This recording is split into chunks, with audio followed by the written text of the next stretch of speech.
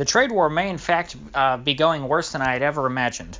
My running suspicion the whole time has been that if there was going to be a trade war, it would be short and educational for many people because it would show that, hey, if you want to have a trade war, it's going to cause a lot of pain and you're not going to get a lot of gain. My expectation has been that as soon as Trump tries to go hard in on his trade war, not only are you going to have a good dip in the stock market, which of course would scare Trump, but then as soon as people start seeing higher consumer prices, you would see his approval ratings dip significantly, and because I'm sure the media would do a very good job, tongue-in-cheek there, educating the public on how the trade war is making their cost of living go up. And so for those reasons, I thought Trump probably wouldn't be able to take the heat, and he'd opt rather to get out of the kitchen. He'd fold, and he would lower the tariffs on China and return to the status quo. But the attitude of many people that I've been seeing online seems to be shifting. The indications we're getting now is that this trade war is more of a long-term conflict and is not meant to be sort of a shock therapy. The goal here no longer seems to be the economic openness of China, i.e. China letting in more U.S.-made goods, but rather it seems that the strategy here has changed to one of actually trying to further isolate the Chinese economy. The focus on Huawei and 5G is particularly concerning because it would seem that the Trump administration's goal is to keep the Chinese out of the rest of the world. And of course that would include all Chinese-made goods that are currently imported into the U.S., not to mention Chinese-made intermediate goods which go into the production process of American manufacturing. Now then, if economic isolation is indeed the goal, we should not necessarily forecast a bit of pain on the part of Americans followed by a rapid reintegration of the Chinese into the global market, but rather than the forecast then should be for a total bifurcation of the global market in which countries have to choose either to be on the side of the U.S. or China. I.e., this is starting to look like a new Cold War, less so than a garden variety trade war. We're starting to see this, I think, with Huawei particularly, because the U.S. has been openly lobbying other countries to try and ban Huawei and join in on the broader trade war with China. Some could make the case that the war on Huawei is more so a tactic of the trade war rather than a strategy in and of itself. The idea being that if you target Huawei, that will put extra pressure on the Chinese. That's just merely one of the victims of the trade war, but it is not necessarily the enemy in and of itself. But I think that the singling out of Huawei is a sign that the U.S. is trying to isolate China in the long term, because, of course, by isolating Huawei, well, then they are preventing the Chinese from building telecommunications infrastructure throughout the world. They're literally disconnecting the Chinese from the rest of the planet. So what we would end up then with is two rival global economies.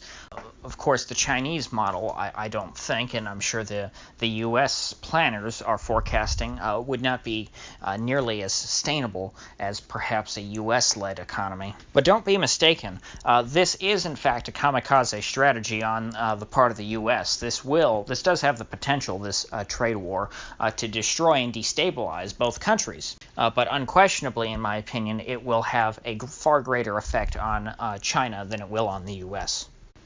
And that's simply because the U.S., for the most part, what is being affected by the trade war are the purchasing power of consumers. It affects what the U.S. consumes, but not so much what the U.S. produces. Now, it does affect what the U.S. produces to the extent that Chinese goods are used as inputs into American-produced goods. But for the most part, this should more affect simply purchasing power in the U.S. rather than the overall structure of the U.S. economy. Whereas in the case of the Chinese, this trade war is directly affecting production because they are essentially being choked out and blocked from being able to export their goods.